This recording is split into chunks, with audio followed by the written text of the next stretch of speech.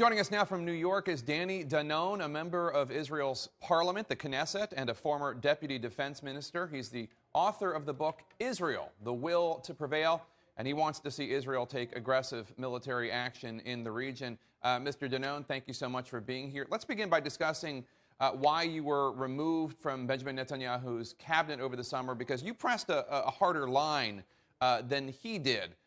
Do you think ultimately you were right? Jake, we live in a very tough neighborhood. And in July, when I knew that the Hamas is digging tunnels, and it's dangerous tunnels, I told the Prime Minister we have to attack the tunnels. He decided to accept a premature ceasefire that was offered by the Egyptian. I thought it was a mistake. I told it to the Prime Minister, and I was willing to pay the price. But a few days later, the Prime Minister adopted my policy and attacked the tunnels. And yes, I think we have to take a different approach. When we fight with Hamas, we need to defeat Hamas. And I think what we saw last summer, that we won, but not in the way we should have won. It should have been a better result for Israel. You've been very frank talking about how the world, in your view, needs to keep on its eye on the ball in the Middle East and not get distracted so much with ISIS, but also focus on the threat of a nuclear Iran. Now, just recently, Iran's semi-official news agency reported that over the weekend, fire broke out in an explosives-producing factory in eastern Tehran. Others report that it's actually a secret nuclear facility. What do you know about this incident?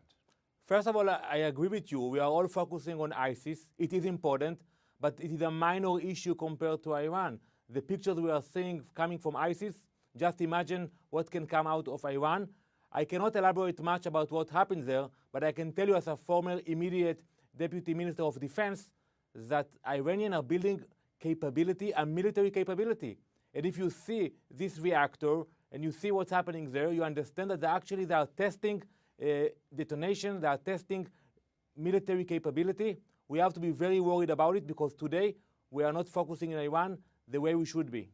What do we know about that specific military facility, the Parchin military facility? Is it part of Iran's aspirations to have nuclear weapons? Absolutely. I will not go into details, but I can tell you that in the past, in the early 2000s, we knew about that facility, and they are trying to hide this facility from the inspectors for many years.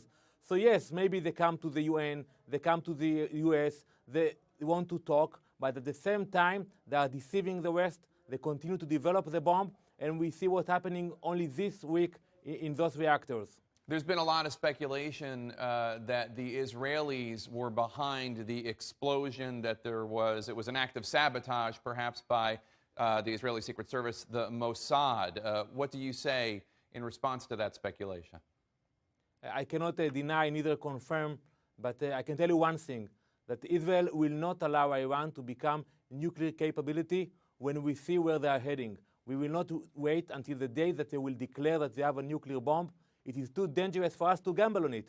And I think it's dangerous also for the American people. We cannot put the lives of the Israelis and the American people on the hands of the Iranian regime. That is why we are very determined to stop Iran from becoming nuclear, and we have all the options still on the table. Member of Knesset, Danon, thank you so much, and good luck with your book. Thank you very much.